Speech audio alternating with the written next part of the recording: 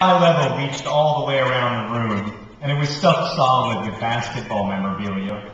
Dozens of trophies with gold plastic men mid-jump shot, or dribbling, or reaching for a layup toward an unseen basket. There were also lots of signed balls and sneakers. I used to play basketball, he explained. You must have been pretty good. I wasn't bad, but all the shoes and balls are cancer perks. He walked toward the TV where a huge pile of DVDs and video games were arranged into a vague pyramid. I was like the prototypical white Hoosier kid, he said. I was all about resurrecting the lost art of the mid-range jumper. But then one day I was shooting free throws, just like standing at the foul line at the North Central gym. And all at once, I couldn't figure out why I was methodically tossing a spherical object through a toroidal object. It seemed like the stupidest thing I could possibly be doing. I started thinking about how little kids put cylindrical pegs through circular holes and how they do it over and over again for months when they figure it out, and how basketball was basically just a slightly more aerobic version of that same exercise. Anyway, for the longest time, I just kept sinking free throws. I hit like 80 in a row. But as I kept going, I felt more and more like a 2-year-old. And then for some reason, I started to think about hurdlers. Are you okay? I'd taken a seat on the corner of his unmade bed. I wasn't trying to be suggestive or anything. I just got kind of tired whenever I had to stand a lot. I'd stood in the living room, and then there had been stairs, and then more standing, which was quite a lot of standing for me, and I didn't want to faint or anything. I was a bit of a Victorian lady, fainting-wise. I'm fine, I said. Just listening. Hurdlers? Yeah, hurdlers. I don't know why. I started thinking about them running their hurdle races and jumping over these totally arbitrary objects that had been set in their path. And I wondered if hurdlers ever thought, you know, this would go faster if we got rid of the hurdles. This was before your diagnosis? I asked. Right, well there was that too. He smiled with half his mouth.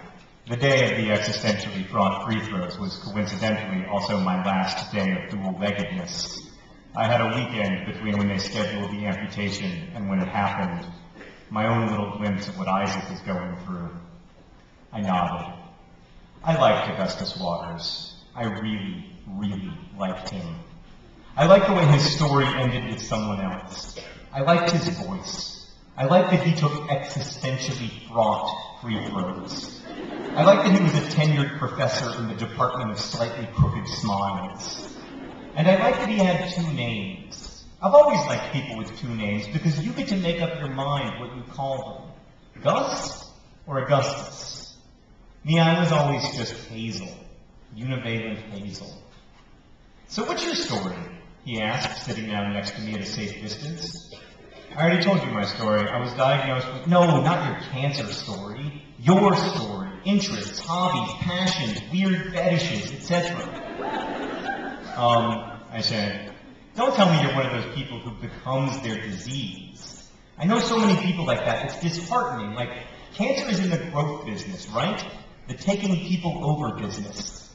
But surely you haven't let it succeed prematurely. It occurred to me that perhaps I had.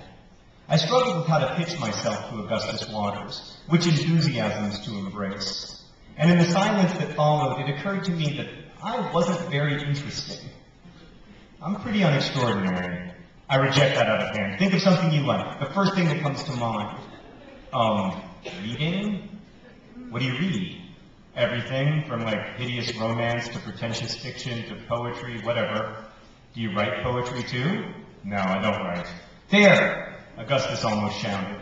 Hazel Grace, you are the only teenager in America who prefers reading poetry to writing it.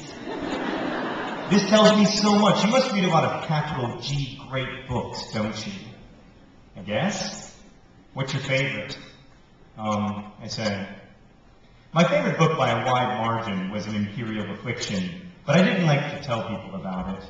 Sometimes you read a book and it fills you with this weird evangelical zeal, and you become convinced that the shattered world will never be put back together unless and until all living humans read the book. And then there are books like An Imperial Affliction, which you can't tell people about.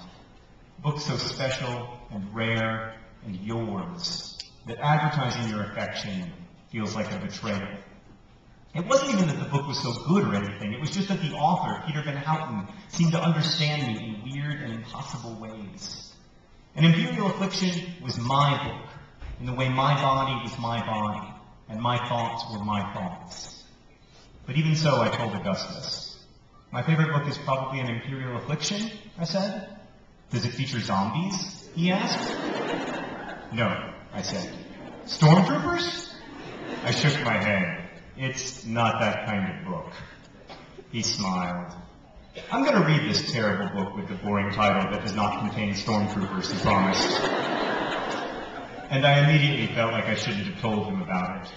Augustus spun around to a stack of books beneath his bedside table. He grabbed a paperback and a pen.